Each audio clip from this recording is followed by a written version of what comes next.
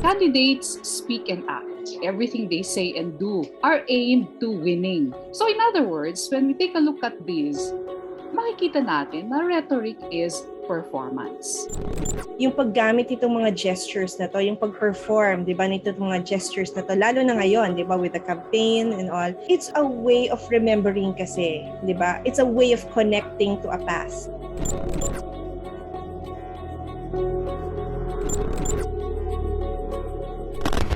In high-stakes 2022 national polls, local and international media have been closely monitoring and covering the activities of presidential bets leading in various surveys.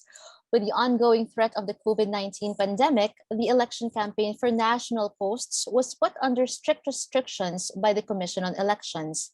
As such, candidates had to take advantage of new media to reach more of some 67 million eligible voters and try to win their votes. And this raises the question, do their self-presentation and performance in the past months leading to the May elections work on their favor? Welcome to Persuasion and the Polls, the rhetorical work of objects and bodies in the Philippine elections. This is a series of online discussions focused on identifying, describing, and analyzing political objects and bodies and their rhetorical operations in the 2022 electoral race in the Philippines.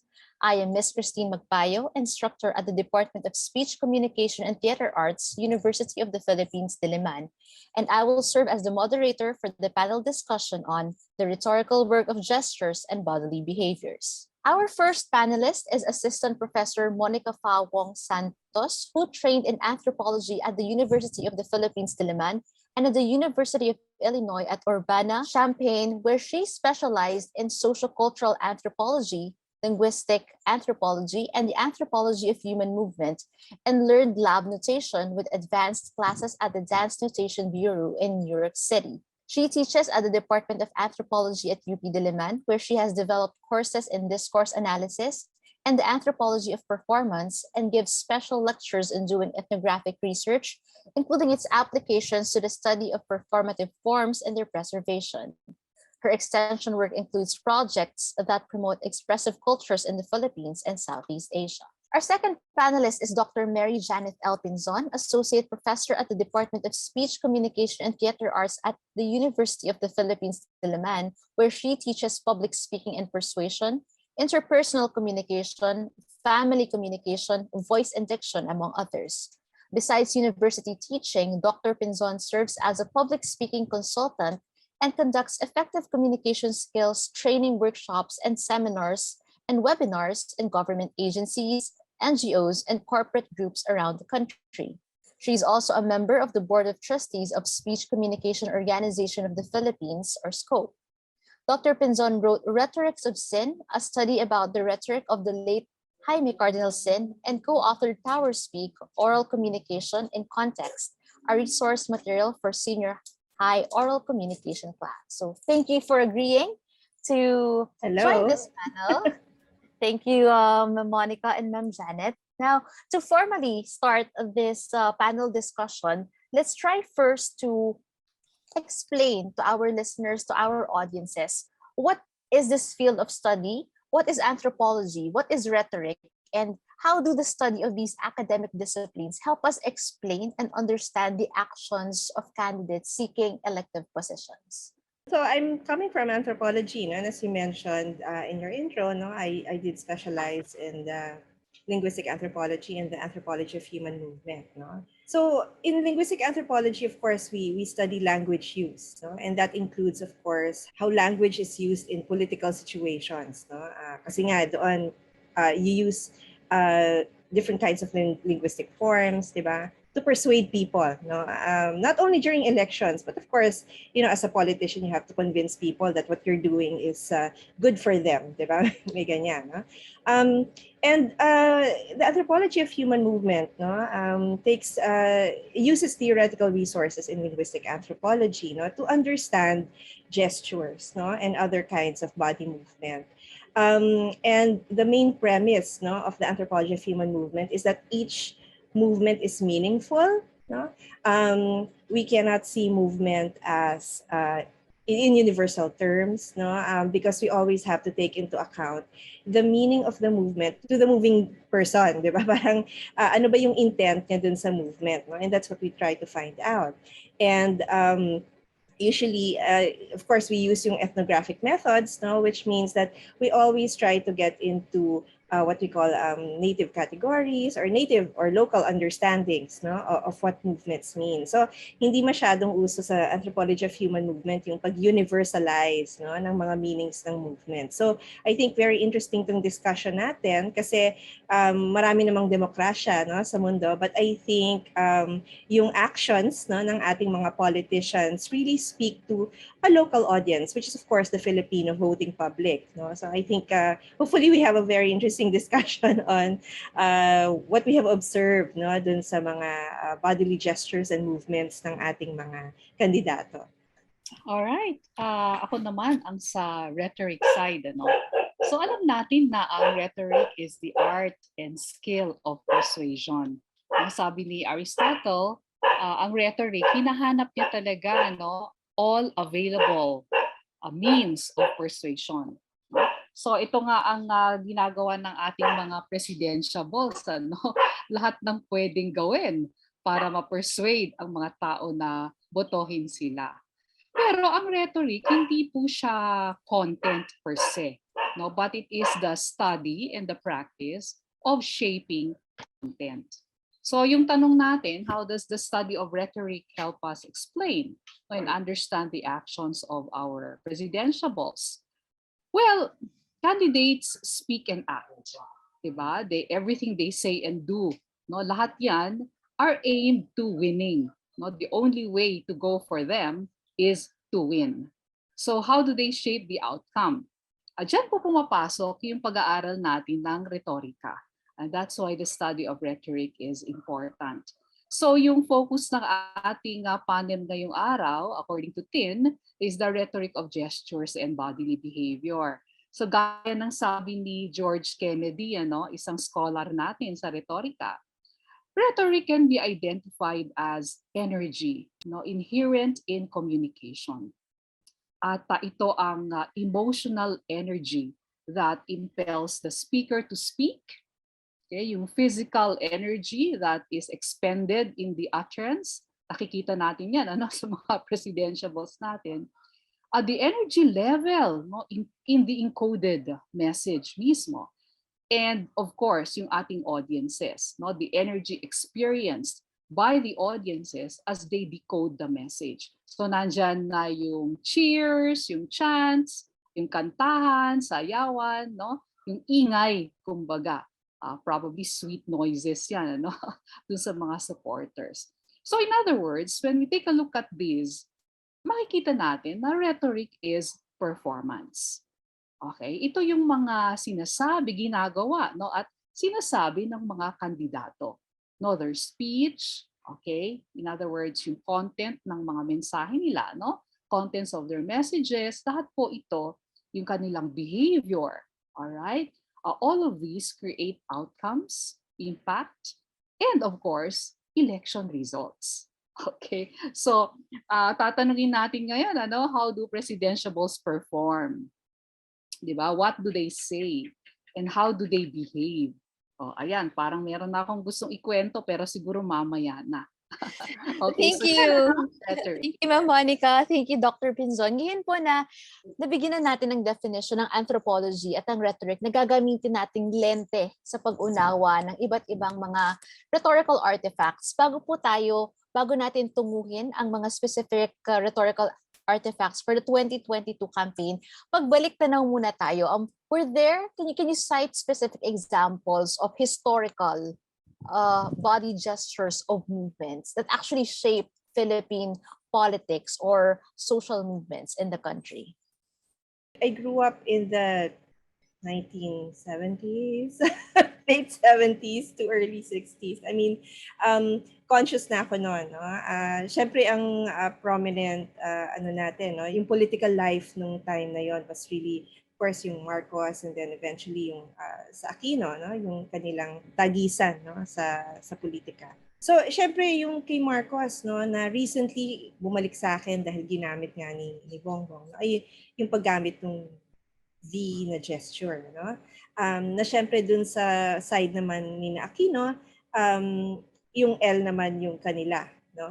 Nung time na yon. So, yun yung naalala ko kasi yun lang yung panahon, panahon na alam ko. And I guess because I grew up during that time, no, it's something that I could also relate to, no. So sa akin maano yun kasi yung gesture na yun naging part siya ng mga banners, no. And syempre pagka nasa rally ka, no, it's the sign that you do, 'di ba, to show your support for the candidate, no. Syempre nung pag nag-attend kayo ng rally, 'di ba, parang yun yung way na parang ma-express ng kandidato na to show the acknowledgement of the support also of their constituents, no. So yun yung naalala ko, no, historically, na meron talaga tayong history of using gestures, no, sa politics. Yung panahon na yan, ano, nasa kolehiyo ako noon. Grabe, ano, yung ganyan, ano, talagang nagsimula yan, ano, kay Marcos Sr., ano. So yung mga loyalists, makikita mo talaga. Yes. Oo, at saka yung partido niya noon, 'di ba, yung KBL, no? Yung isang bagong lipunan. Yes. Ano, so yan talaga yung V sign na yan, no? Parang ang ibig niyang sabihin ay victory talaga, no?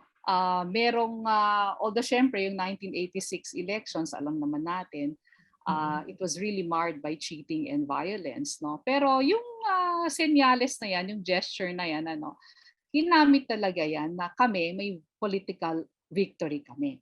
So syempre, yung panlaban naman dyan, no, yung opposition, syempre, ano, kay Marcos, nagsimula yan kay Ninoy, di ba? Nung time na yon. So nagsimula naman yung ganyan, yung laban kay Ninoy. So nung tumakbo si Cory bilang presidente, alright, so ginamit na rin niya yan. At pagkatapos ni Cory, syempre, yung kay Rojas at Robredo, ginamit din nila yan no? Pati si Minoy, siyempre, no? So ito na yun, ano, talagang gamit na gamit yung L, yung laban, no? Yeah. L as in laban sign. Although yun na nga, ang ibig sabihin naman kasi itong mga senyales na ito ay iba-iba, no? Kasi kung sa Hollywood ka, ang L pala ay loser. Yes. Well, dapat nandito, di ba? Oo. So anyway, sa ating bansa, yan na nga, ano, so talagang sa electoral bids ng mga sumunod na kandidato, ginamit talaga rin nila yung L sign. Meron ding ibang mga signs din halimbawa yung kay President Ramos. Si President Ramos, ginamit niya yung thumbs up, ano, pwedeng isa lang, pwedeng dalawa. So ito naman, nagsisignify ito ng approval. No, approval sa kanyang administrasyon, no, approval ng mga Pilipino, ng mga tao ng bansa natin, approval to the vision of a progressive Philippines. Okay? So yan, kaya lang syempre humina yan medyo nawala na nga yan dahil dun sa nung nangyari yung 1997 na financial crisis. Tapos syempre meron din yung Clark Centennial Expo scandal, tapos yung PEA na Maria scandal. So medyo humina yung ganyan thumbs up na yan. Pero ginamit din yan ni Estrada. Okay. So gumaganyan din si Estrada, no? Kaya lang nung medyo kasi yung slogan ni Estrada noon yung ERAP para sa mahirap. Okay, so lagi niyang ginagamit yan. Kaya lang nagka-problema din si President ERAP, no? So medyo yung thumbs up niya ay naging thumbs down, no, nung nangyari na yung people power revolution. Okay. So parang naging senyales yung thumbs down ng popular discontentment na ano kaya President ERAP. Naging ERAP resign na nga yung mga tao nung time na yon, ano. Nagtuturo na ako noon. Yung mga tao na yon ganun sila, ERAP resign, ganun, naging thumbs down na. Gusto ko lang siguro idagdag, no? Kasi syempre ngayon naging very prominent na naman itong si L, yung L at saka yung V. Yung L at saka yung V, no? Naging very prominent siya. Siguro pwede din natin siyang tignan kasi as parts of our social, yung parang it it's part of the memory of yung sa social history natin, no? Of course, si Diana Taylor, no, looks at yung idea niya ng the archive and the repertoire, no, in terms of our knowledge of history. And I think yung paggamit itong mga gestures na to, yung pag-perform, di ba, nito mga gestures na to, lalo na ngayon, di ba, with the campaign and all. Kasi usually sa campaign lang naman yan nangyayari talaga, di ba? Yes. It's also a way of remembering kasi, 'di ba? It's a way of connecting to a past, no? So, yung sinasabi ni Diana Taylor na yung the repertoire, 'di ba? Yung when we recall things through yung embodied memories natin, hindi ba? Parang kaya yung reaction din ng mga tao, 'di ba? Yung pag nakita ako, at least personally, when I saw the V, parang ang tagal ko nang hindi nakikita 'yon, 'di ba? And then when I saw it, parang everything came back, no? Parang it's not that I forgot, but it's not something I talk about every day, right? Pero bumalik lahat 'yon, no? Even yung feelings, no? It's not only the memory, the feelings, no? And same with the L, no? And I think siguro si Lenny, kaya hindi rin na, I mean, sa Lenny, di ba, L na L talaga, I think that's why she also probably doesn't use it as much, no? Kasi may distancing din yata siyang ginagawa ngayon, no? Dun sa parang naging yellow, di ba yung sinasabi, ano ba yun? Yung yellow movement, no? Yung madilawan, di ba? Because nga it became very, oo nga, may ibang bagahe na rin yun, no? Yung pagiging dilawan.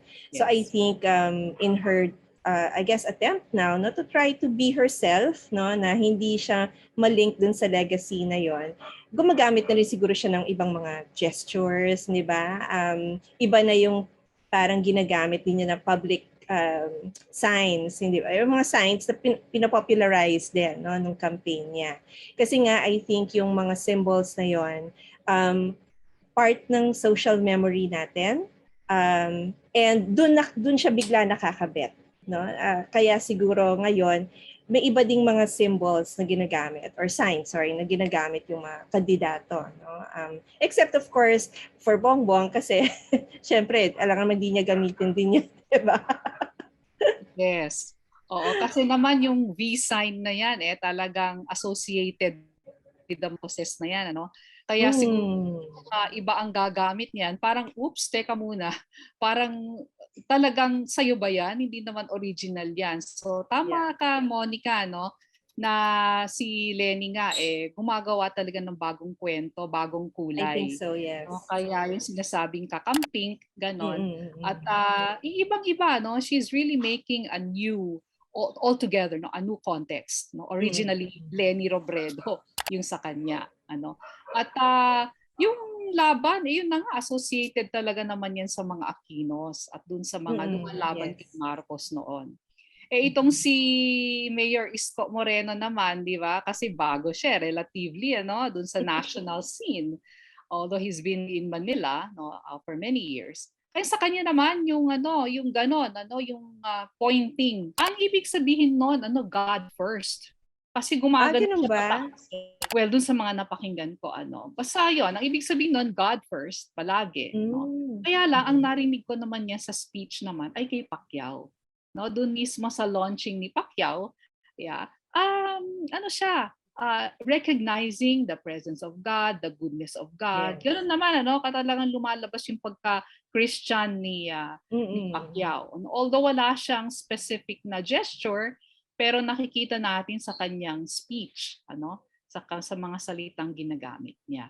Alright, it's very interesting po na how we trace the historical roots, how we see history sort of repeating itself. And so far, what we've seen so far would be the V sign of the Marcoses, the L sign of the Aquinos, and we see these signs being done by people right now. And it's also interesting how you also mentioned that while the repetition of the V sign at this particular point in the election is helping BBM, Marcos Jr. in his campaign because it's work on nostalgia. So people who supported the martial law do this sign, and it's just that this sign is also the peace sign for everyone. That's why it's getting a lot of traction in social media. Like every time you do this, like sometimes you just take a photo, do the peace sign, and then people brand you, so you're a Marcos supporter. So that creates a discourse already. And Ma'am Monica also mentioned that Lenny is also distancing herself from the L sign because she wanted a new name for herself. And since we're already in that track, now I want to ask, what do you think is the specific branding of each candidate in this presidential race? So we were going to talk about Marcos, Robredo, Moreno, Lacson, Pacquiao, and De Guzman. So how do their personal background and public image impact their body movements and gestures? And what do you think are the advantages and disadvantages of their personal backgrounds to their personal campaign? Well, nabanggit natin na yung peace sign talagang ginagamit ni BBM yan, and from the very beginning, yung peace sign na yan, ang ibig sabihin niya ay it symbolizes political victory. Okay, so yan talaga ang yan ang discourse ni BBM. Ako ang nangunguna dito sa survey, at saka for all reasons, I'm number one. Ganon siya, no? So yung paggamit niya ng peace sign talagang is consistent, with always consistent with the belief of the Marcoses that they will always have political victory. And if I may mention, I think it was his son who said, whether or not mangampanya ang tatay ko, whether or not umattend siya dun sa mga debates, mananalo siya. Mananalo siya. So it's really consistent with the branding, na, ito yun kami, ito yung branding namin, this is us. So consistent talaga yung paggamit nun. I'm not very familiar with all their backgrounds, but we can see siguro yung kanilang background in the sense na what they have been doing, what they have done, no, or what they claim to be doing and what they claim to have done, no. Syempre si Lenny yung kanyang community-based work, no. I think that's very important to her. And there's kaya marami siyang mga imagery, na maraming imagery si Lenny na kasama niya yung mga constituents niya, no? She's sitting with them, no? So I think that's one, and then si Isko, yung isang interesting material sa kanya nga, I think yung minimension ko kanina dun sa discussion natin was yung isang video niya, no, na parang full production that kind of tries to give this story, no, about his humble beginnings, no. So but it's very MTV like, no. Talagang makikita mo may yung kakaiba yung production value niya. I don't think the other candidates have this kind of material, no. You can find it in YouTube, na pinapakita niya na nagkakamay siya, ganyan, kumakain siya ng fishball, ano ba yan, sumasakay siya ng pedicab, or at least, nakasituate siya sa isang pedicab, umiinom siya ng soda sa ice bag, di ba yung ginagawa natin ng bata tayo. Pero yun na nga, no? And of course, the setting was yung informal settlement, di ba? Parang ganyan. So, sinisituate yung sarili niya as, I guess, ito yung beginnings ko kasi, no? Na hindi ko nakakalimutan, parang ganyan, no? So I think that was very interesting, no? And I think yun yung medyo piniplay up din niya, di ba? A little bit, no? Dun sa kanyang campaign na galing ako sa humble background. And of course, siguro doon ginamit na rin niya yung background niya bilang artista, no? Kasi alam niya yung lingwahe na yun, eh. So why not, di ba? Why not do a production, no? So yun siguro yung isa, no? And then with Manny, I suppose, no, galing din siya sa kahirapan, no? So I think that's why he's also particular about mga pabahay, hindi ba, yung kanyang yung mga panghanap buhay, di ba, yung mga programa niya, no? Sa kanyang probinsya, no? And I guess even outside of his province, no? Pero kasi makita mo sa campaign niya, ganyan, di ba? Bibigyan ng libreng pabahay, ganyan. So,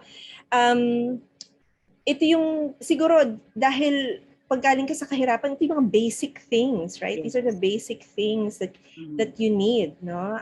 So, I think that's what informs also his campaign, I guess his ambition, no, for the country. And I guess in terms of, wala kasi ako masyadong nakitang mga materials kay Manny Pacquiao, except of course ayun ulit, 'di ba, yung mga the usual tropes also of distributing relief goods, being one with the constituency. I think medyo it kind of runs across, no, at least some of these candidates, like from Lenny, Isko, Manny, I think even BBM has that kind of, yung nagbibigay siya ng mga relief goods, ganyan, no? Kasi ito yung importante sa atin, no? Disasters have been happening, no? So I think all of that. Now, I don't know how that plays into BBMs. I mean, yung background kasi, di ba, parang you were asking about how their background. But I did see one video of dun kay BBM, no, na kung di ako nagkakamali, pati yung San Juanico Bridge nandun. No? Kasi di ba yung San Juanico Bridge is one of the accomplishments of his father. Di ba? So, it's kind of the longest bridge, right, in the country. So I think tinatry niyang balikan yung a little bit, no, yung mga accomplishments ng time ng father niya. But I think he's also saying, doon sa website kasi niya, parang talagang inaano niya, I was governor, vice governor, I was, congressman, ganyan. And then all his accomplishments, no? Lalo na yung modernization sa, meron pa siyang mga windmill, mga ganyan na pinapakita. Of course, mga videos na yun, hindi naman nila yun, no? That's not their body movement. But I think itong mga tropes na to, no, very important din sa pagtingin, no, dun sa paano pinapresent ng mga kandidato yung sarili nila bodily, no, sa publiko, no, to the public. So I think no, I mean, the reason why I mentioned yung kay BBM, because you were asking about how their backgrounds, no, I'm not sure how that translated to their gestures except for the V sign, no. But I think it also shapes or influences, no, how they present themselves through these visual materials, no, that are being disseminated in different social media. At saka, ko-connect ko rin doon sa sinabi ni Monica, no, yung humble origins din ni Lenny Robredo. Kasi ito naman si Lenny, di ba? She's branding herself as I'm one of you. So minsan pinapakita yung when she walked with the farmers. In fact, I saw a video just today na she's saying, kahit nung wala pa ako sa national scene, simpleng abogada lamang ako, I'm here defending, the people. So makita talaga natin. Nakapanood din ako ng video niya sa Quezon Memorial Circle. Yung kanyang pagyakap sa mga tao, yung tumatakbo yung sasakyan niya at may isang gusto makipag-selfie sa kanya. So sinasabi ng security niya, bumaba ka, parang gano'n, ano. Pero hindi, kinuha siya ni Lenny, yung bodily behavior na gano'n, embracing, no. Syempre may issue ngayon dun sa handshaking ni BBM, ano. So ibang ano na naman siguro 'yon. Syempre maraming iba-ibang kuro din doon, ano. Pero nakita ko na yung ni Lenny, yung branding himself as ina ng bayan. 'Di ba lumalabas yun na I'm here to take care of you guys, Halika, mag-selfie tayo. Parang ganyan. So very effective, no? Although alam mo, makikita natin tong mga to, it will either work for them or against them, no? Very, very important to consider that the hand gestures, no, and bodily behaviors of our candidates are really cost-effective way of launching their own campaign. Yes, absolutely. Yung bang they need to do things that are easy to remember. So maaalala ng mga tao. Hindi lang 'yon. They use all these bodily behavior, these gestures for people, for them to be differentiated from all other candidates. So parang makikita natin okay, readily we can identify them. Although all the other candidates kasi parang walang masyadong clear Halimbawa si Senator Lacson, parang napaka-proper palagi yung dating, no, yung damit niya, yung get up niya, yung posture niya, no, including his eye contact. Parang and then I thought this might be because of his military background. Probably. Because he had always been with PNP. And then a phrase he said in one of his pronouncements, I want a disciplined campaign. Yes, that's Oh, true. diba? So parang, I think yan yung ano niya, battle cry niya yan. yes. So parang, oh, okay. So important also for all our presidentiables or candidates to have consistency. No, so yung Yes. branding nila, no? So ganito si BBM, ganito si Lenny, ganito si Lacson, no? Si Pacquiao, no, yung branding Yeah. nila more or less para nakikita natin. Consistent ito. Si Calyodi naman, na syempre labor leader siya at ang kanyang pinaglalaban naman ay yung mga manggagawa. I think he's using this one. 'Di ba? Meron siyang ganyan, si Leody, but I think it's part of kind of the movement, 'di ba? Yung paggamit ng ganito, no? They use the gestures, no, as a way of highlighting, 'di ba? Their uniqueness, I guess, no, as a candidate, no. Yung taping, I think it's true. Yung sinasabi mo kanina, no, I agree with that. Na parang he really tries to be proper.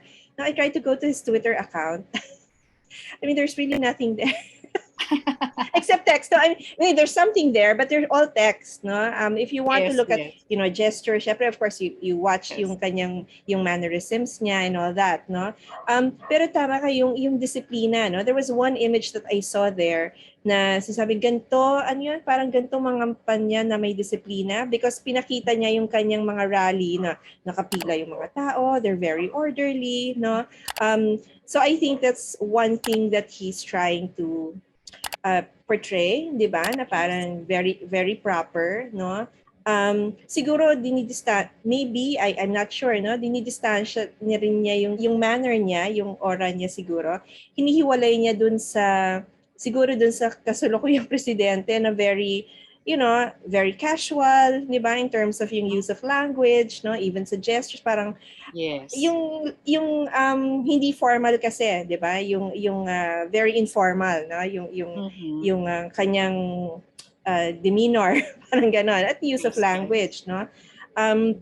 And siguro to dovetail na lang on that, no? Kasi si Harry Roque din nakita kong gano'n, yung sumusunod dun sa informality, no? And I really saw that in his dancing, 'di ba? Nagsayaw siya, no? And of all the candidates who deployed dancing, no, as a way of communing with the public, yung kay Harry kasi kaya ako parang medyo napanganga din dahil wow, talagang inaral niyang choreography.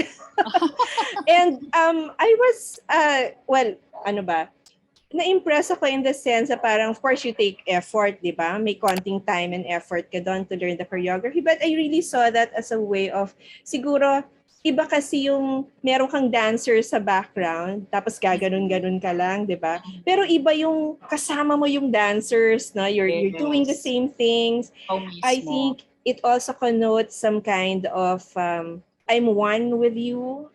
Kasi syempre kung gaganon-ganon, may backup ka. Parang ako yung bida, tapos backup lang kayo, no? Pero kung lahat kayo kasi sumasayaw ng same movements, no?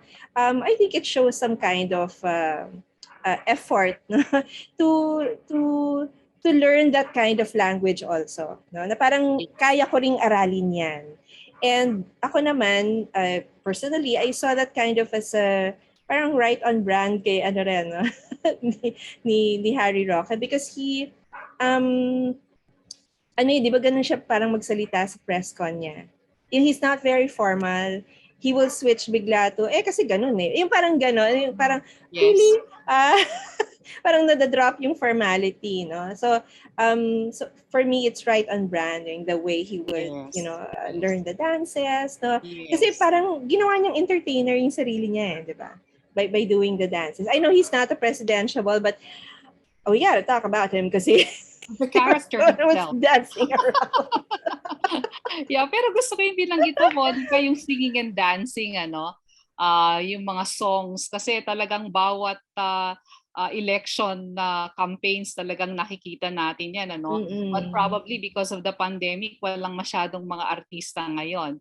And yet, we do see all these I actually didn't see anywhere besides the jingles, sa singing, but the dancing, yes. But I do see entertainment still there. Parang yes, talagang absolutely. nasa kultura, talagang bahagi ng kulturang Pilipino, na talagang may singing and dancing tayo. And it's our way of not just entertaining people, but as you mentioned, being one with them, no? Being connected with the people. Pero dyan na rin siguro pumapasok yung personality, politics versus platforms, ano? Yeah. Di ba? So, I think it's the isang charisma. Yung pagka-charismatic, no? Kasi yung kung mapapansin natin yung campaigns natin is really bordering on entertainment, 'di ba? So whether it's dancing, it's having a jingle, or meron siya parating entertainment aspect, no? At least itong recent siguro yung mga post 1980s, diba, yung after that time, no?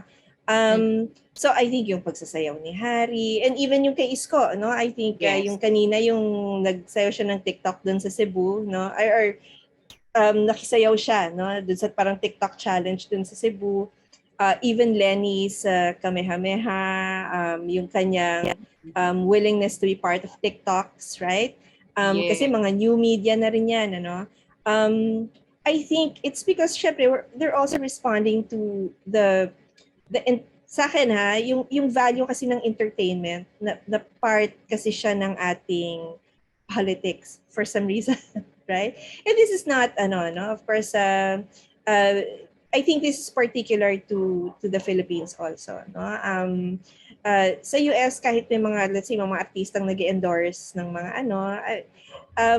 I think dito talagang yung charisma kailangan talaga, and sometimes the charisma will bleed through the entertainment, no?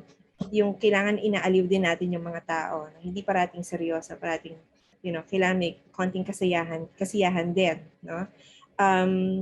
So I think yun yung mga reasons din, no? Yung value ng entertainment, no? And of course, engaging with new kinds of media na hindi pwedeng ganun ka lang. I'd like to circle back lang po sana doon sa, we mentioned how the entertainment is really at the heart of the Philippine politics. We love charisma. It's a big part of it, yeah. We love candidates who relate with us, who show us that they are not the unreachable star people. They're people who are fun, who can be fun like us. But this Kamehameha wave by Lenny actually backfired on her, and it was called out by the critics, but also by what you call the kakamping. So why do you think this attempt by Lenny to be entertaining did not really work on her favor?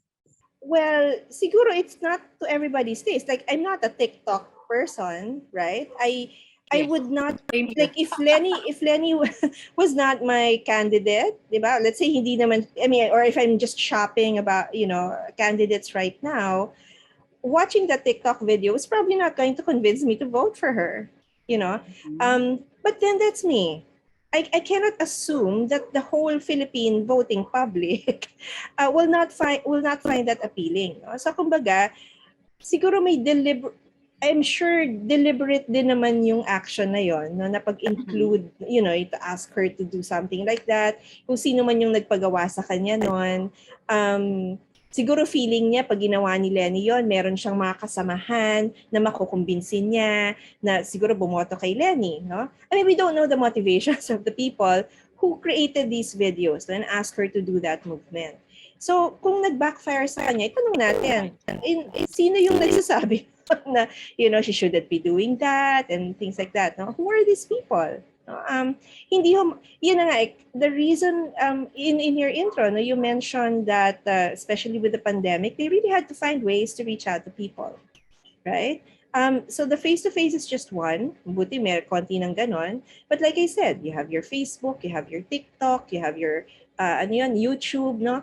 And these are different platforms, right, that have their own language, right? Yung parang way of so language, and definitely their own linguistic communities, right? So if you want to reach a wider audience, no, ang voting public hindi monolithic yan. Di ba? Hindi monolithic yan. You have to learn those different linguistic forms that you can deploy, right? To be able to, send your message or even just be known. Di ba? Kung wala kang mensahe, kasi ano ba naman yung mensahe nung gaganon, di ba? It's probably at least recognition, di ba? And kung ano man yung makukuha nating meaning dun sa sign, no? Yes. Dun sa mga signs na yon. So, yung pag-backfire, again, I think yun yung interesting dun sa yung sinasabi ko kanina, yung the way people talk about it. Right? So, why Magandang is it... pag-aralan yan, no? Magandang pag-aralan bakit gano'n ang reaksyon, no? Ng iba't ibang klaseng mga voters. No, meron namang tahimik lang, meron namang tinawanan lang, at meron batikos, ano? Kasi syempre kaiba talaga ang kampanya ngayon, no? The campaign this season is so different, probably because of the pandemic. But all we can say is it's really social media, and that's probably, the campaign being social media centered is probably the reason why Lenny that. No, meron pa nga siyang TikTok with Mia. I early on, I I think I watched saw that. that. Yung ba yung may nagsasayaw din siya? I think I saw that. Nagsasayaw din sila, ganyan. Tapos medyo gentle nga yung pagsayaw niya, no?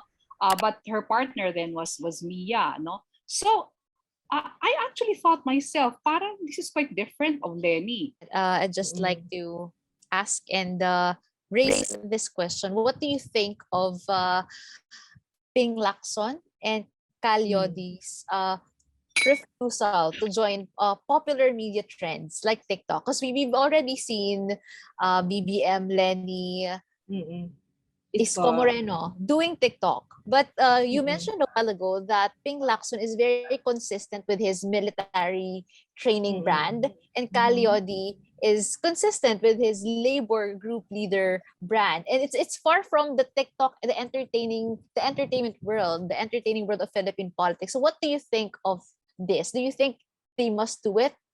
Or do you think it's okay that they're refusing to join the trend? What is the impact of that on their campaign?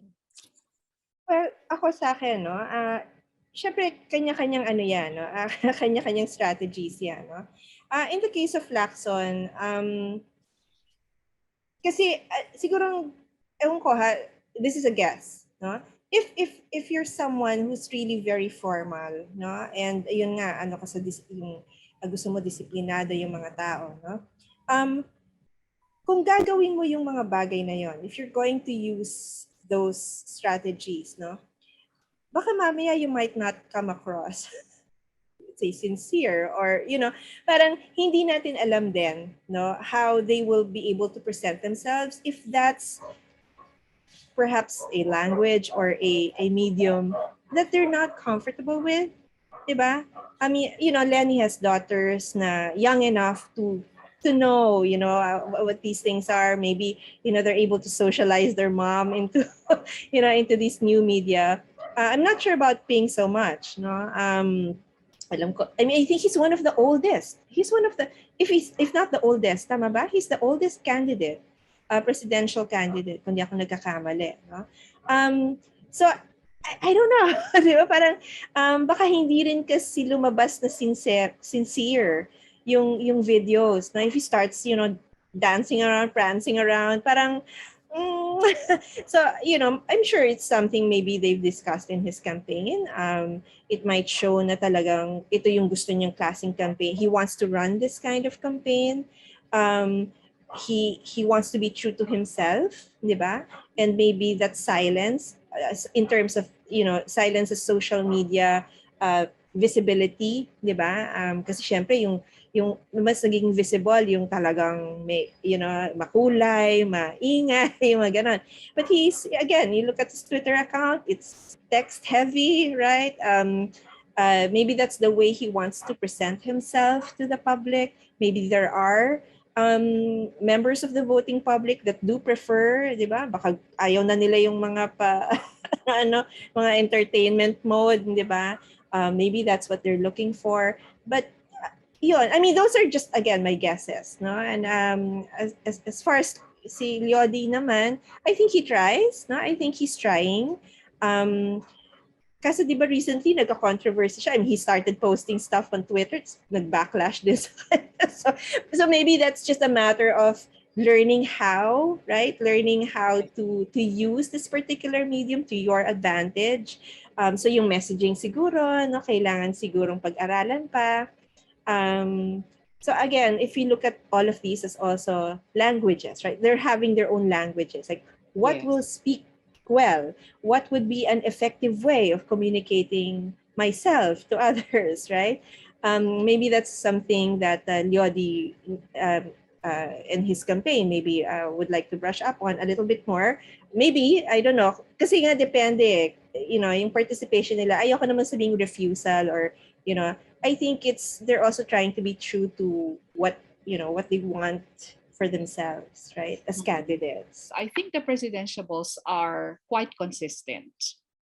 Yeah. So Senator Lacson projects himself to be the having a disciplined campaign.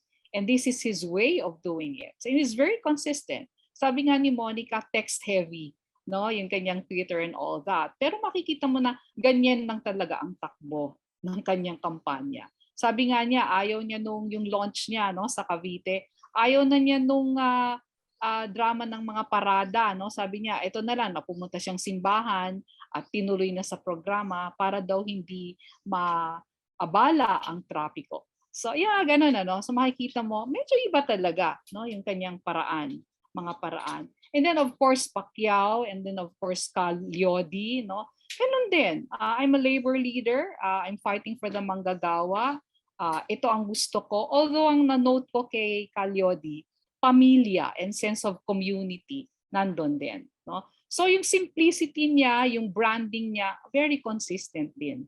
And I think that is what I appreciate with all of them, no. Ganon talaga sila. And maganda kasi I hope this consistency in their branding will really help people decide, no, who to vote. I think my final question, I just want to add something after this, is what do you think are the specific bodily behaviors and gestures that appeal to which public? What works for whom? So given this, this is a difficult question. It requires a certain some guesses, some generalizations. But who do you think are they appealing to? Because now what I'm seeing is that Lenny is trying to appeal to a specific public. So is BBM. So is Spring Lacson, because they have different types of campaigns, which appeals to different publics. So who are these publics that they're trying to win? We will try to reach as many as possible. You know, the different groups of people with different beliefs, all of these, you know, they will try to reach that. Ganun talaga dapat. Pero babalik na rin ko yung tanong mo, Tin, ano ang hinahanap ng mga tao? And I think I will use two words, ano? Authenticity and consistency. Basta lang makita ng mga tao na authentic, no, itong taong ito. At makikita nilang ay siya nga, no? So authentic and consistent. I think those are the two qualities that people will look for. Well, how will you define authenticity and consistency? Depende rin yan sa perception, no? It depends on the perception and the interpretation of people. Because sometimes when you talk to BBM supporters, whatever you say, they're BBM. Yeah? And you talk to all the other supporters of all the other candidates, and they will say, ay, siya po talagang bobotohin ko. And they have various reasons. Mababaw o hindi, yun ang kanilang dahilan eh. Kung kahit nila, kung ganun yun ang bobotohin nila eh. Diba? So just two words, I think. Yeah? They want the candidate to be consistent and authentic. Just to kind of take off from the idea of authenticity. Kaya siguro yung mga kandidato, the way they present themselves is kasama din doon yung kung saan hanggang saan sila komportable, 'di ba? Para ang hirap na ipilit din eh, no? In the case of Lenny, I mean, she's shown herself, I guess, able to relate to different, you know, kinds of people. No? She has been doing a lot of community-based work. So marami siyang nakakahalubilo. And I think yung having her daughters also with her, nakakatulong din na makarelate siya, no, sa younger generations. No? They will reach who they can reach. Kasi katulad ng sinabi mo kanina, no, nailagay sa TikTok si Lenny, nag-backfire din sa kanya, no? So kind of may hit and miss din yan. But I think they will do what they can, right? In the case, kaya yung sasabi kanina, in the case of Ping, I doubt kung kaya, di ba? Parang baka lalo lang ano yung mga tao sa kanya, ano ba yan? Parang baka yung the way he would come across, let's say in a TikTok video, might not, really be in his favor because it's not something he's comfortable with, di ba? Yes, Hindi exactly. yung katawan niya kasi military siya, di ba? Minsan Oo. basta na yung military talagang ganun lang. Sabi ko sa kayo kanina nung nag-uusap tayo earlier, di ba? Parang nung tinitignan ko yung parang isang campaign sortie nila, nakaupo lang lahat sila. Ewan ko siguro dahil matatanda na rin sila. Parang nakaupo sila. They're not even like, just bobbing their heads sa music. Nothing. Na parang, it's just who they are. Di ba? Yun yun. It's just that, yun na nga, on the other side naman kasi, minsan yung mga tao, yun nga, gusto nila yung may maingay, may ganyan, no? But as far as the candidates themselves are concerned, tama yung sasabi ni Janet, no? Yung authenticity, kailangan lumitaw siya. Whether they're authentic or not, kailangan lumitaw siya, di ba? Kaya yung sincerity nila, kaya yun, siguro kung hanggang saan nila kaya. Di ba? Kung saan sila, kasi yun, ang katawan natin, nako-condition din yan eh. Kung anong kaya nating gawin. No? So, we cannot force them, no? To like, in the case of Ping, you cannot force Ping to do a TikTok if he's just not comfortable with it. No, yung mga ganyan. So, siguro titignan natin yung so to speak, parang sort of yung kanilang silence ng katawan nila no, sa in terms of visibility, no, yung visibility ng body movement or whatever ganyan. I think that's like what Jannette said, no? It's true to brand. That's how they have defined who they are as persons, no? And I think yung kasi ngayon, yung election ngayon, talagang yun ang kailangan. Kasi yun yung ginawa ni Duterte, di ba? I mean, the appeal of Duterte was, that's me. Take it or leave it, hindi mo na pwedeng ipeke. Di ba? You can't project such a fake persona out there. Kailangan yun, no? Yun yung naset na bar ni Duterte doon sa sincerity, I guess, no? Image engineering, I think that helped a lot, Yeah. in the Duterte victory. And then, but of course, people now have different beliefs and perceptions after his 6-year term. Yeah. So probably this is what I want to say, and this is my hope, that people will vote their candidates, that people will vote their candidates based on what they say, how they will serve the people. Yung mga plataforma nila, mga programa nila, hindi lamang dahil sa mga paniniwalang walang basehan, pero yung talagang pag-iisipan. Idadagdag ko nga, samahan ng panalangin. Kung ano ba talaga, sino ba talaga, at sana kung ano yung sinasabi nilang gagawin nila para sa bayan, para sa atin, sa ating mga Pilipino, ay gagawin nila talaga. Sana yan ang ating basehan sa ating desisyon. Thank you so much. Is there anything you want to add before I synthesize and conclude the session? I guess if we look at the gestures, no, just to go back to yung idea of gestures as instruments of rhetoric also, no? Kasi tayo, no, very, we've always kind of subscribed, no, to kind of a language ideology of orality. We forget gestures, how convincing they can also be, no? And the reason why, kasi, there are some languages, no, na mix yon ang spoken at saka ang the spoken and then signed, no, gesture, spoken and gesture, magkasama sila, no, sa isang language, no. Pero kasi yung tinatawag na language ideology ng orality, no, has led to kind of just really the privileging of speech, No? Pero nakakalimutan natin yung gestures, no? And how they can be deployed. Paano sila pwedeng ma-deploy? So, sana isama din natin yun dun sa repertoryo natin ng pag-intindi ng mga mensahe ng ating mga kandidato. No?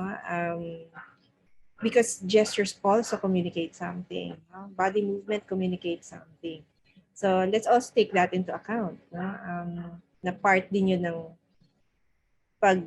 pag-communicate ng ating mga kandidato.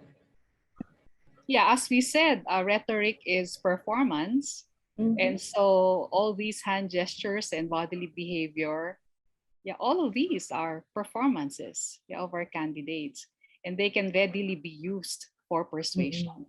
So bumabalik tayo dun sa sinasabi ni Lolo Aristotle, ano? We use all kinds of available means of persuasion.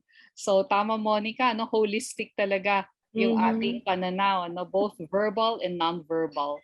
Yeah? So napakaganda. Thank you so much. I'll just formally close this. So I also enjoyed this panel discussion. I learned so much. And I guess my main takeaway could be this. First of all, of course, image engineering is not limited to verbal modes. And our history from martial law up to present would tell us that the gestures, the body behaviors of candidates communicate their values and their principles, which allow us to identify with them. And identification, just like what Burke would say, is the new rhetoric. It's the way you persuade people now is you making sure that others can identify with you. And the other thing is that it's interesting how this was pointed out and was highlighted throughout the discussion that candidates behave and act with the aim of course, being remembered, being differentiated. But it's very crucial, it's important to take into consideration authenticity and sincerity, because that will leave an impact to public memory and history as well. Right now, thank you very much to our panelists, Dr. Jannette Pinzon and Assistant Professor Monica Santos, for sharing their valuable insights. This has been your moderator, Ms. Christine Magpayo. You can catch the other episodes of Persuasion in the Polls on the website, Facebook page, and YouTube channel of the Department of Speech Communication and Theater Arts. You may also like, share, and comment on this video.